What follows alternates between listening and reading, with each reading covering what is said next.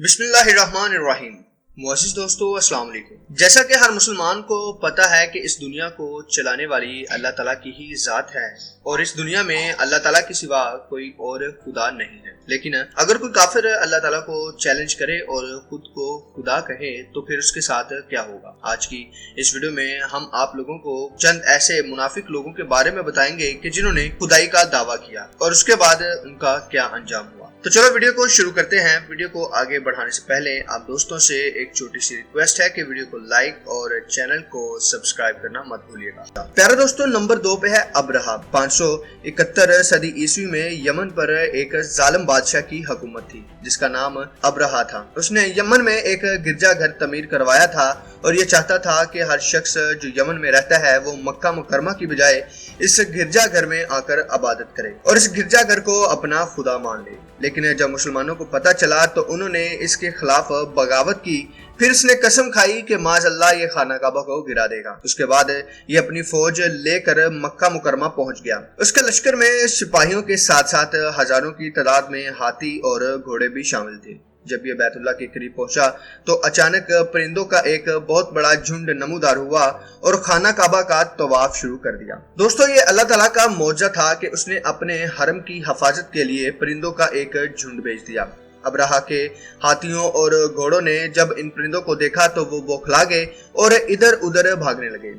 उन जानवरों पर आने वाले कुफार न सिर्फ जमीन पर गिर गए बल्कि अपने ही जानवरों के पांव के नीचे आकर मरना शुरू हो गए। और उसके बाद अल्लाह ताला के हुक्म से उन परिंदों ने आसमान से पत्थर मारकर अब्रहा और उसकी फौज को हलाक कर दिया। इस वाक़े के हवाले से कुरान पाक में एक सूरत भी मौजूद है जिसका नाम सूरह फील है। Stephen Hawking. प्यारे दोस्तों, स्टीफन हॉकिंग का शुमार दुनिया के मशहूर तरीन साइंसदानों में होता है। इस मलऊन ने अल्लाह के वजूद को मानने से इनकार कर दिया और सारी दुनिया के सामने कहा कि इस दुनिया में कोई खुदा मौजूद नहीं है और ना ही दुनिया के इस निजाम को कोई चला रहा है, बल्कि ये बदबख्त अल्लाह पर एक किताब भी लिख रहा था जिसका नाम brief answers to the big question है। इसने अपनी किताब में लिखा कि लोग सदियों से सोचते आ रहे हैं कि मेरे जैसे मजदूर लोग अल्लाह की सजा का शिकार होते हैं, लेकिन ऐसा बिल्कुल नहीं है। और यह भी कहता है कि हमारी किस्मत कोई नहीं लिखता। इस बदबख्त का ये भी कहना था कि मरने के बाद इंसान के साथ कुछ भी नहीं होगा और ना ही कोई जन्नत है।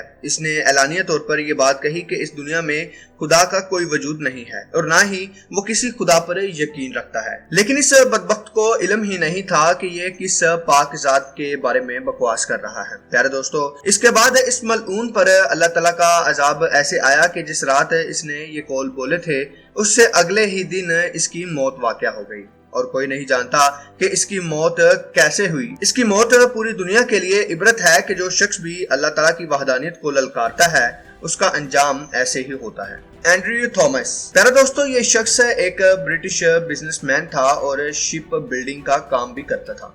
इसके साथ साथ ये बहरी जहाजों को डिजाइन भी करता था। दुनिया का सबसे फेमस और मशहूर तरीन बहरी जहाज टाइटैनिक इसी शख्स ने बिल्ड किया था। ये अपने काम में बहुत ही माहिर था।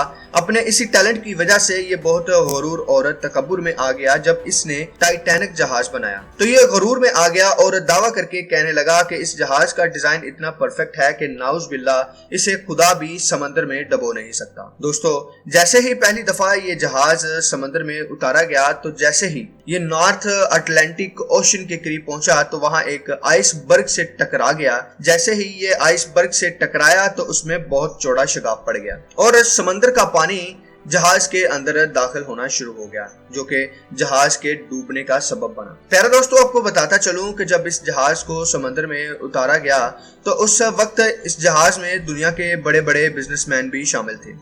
इसके साथ साथ एंड्रयू भी इसी जहाज का मुसाफिर था। लेकिन अल्लाह ताला की करनी ऐसी हुई कि वो जहाज जिसका एंड्रयू दावा करता था कि नाउज बिल्लाह इस जहाज को खुदा भी समंदर में डबो नहीं सकता, वो एक आइसबर्ग से टकरा कर समंदर में डूब गया। उस वक्त इस जहाज में तकरीबन 1500 अफराद शामिल थे, जिनमें से तकरीबन आधे से ज्यादा टाइटैनिक जहाज में डूब के मर गए। प्यारे दोस्तों, इस शख्स ने अल्लाह ताला को चैलेंज किया था, लेकिन अल्लाह की करनी ऐसी हुई कि ये शख्स जहाज के साथ ही समंदर में गर्क हो गया। फिरौन। दोस्तों, फिरौन मिस्र का बादशाह था और ये उन बदबख्तों में से था जिसने खुदाई का दावा किया था। अगर इसे इस्लामी तारीख का सबसे बड़ा बदबख्त कहा जाए तो ये बात गलत नहीं होगी। یہ خدائی کا دعویٰ کرتا تھا اور نعوذ باللہ کہتا تھا کہ اس کے علاوہ کوئی اور خدا نہیں ہے۔ یہ لوگوں کو اپنی عبادت کرنے پر مجبور کرتا اور اگر کوئی اس کی عبادت نہ کرتا تو یہ اسے قتل کروا دیتا تھا۔ حضرت موسیٰ علیہ السلام فرعون کے پاس اللہ تعالیٰ کا پیغام لے کر گئے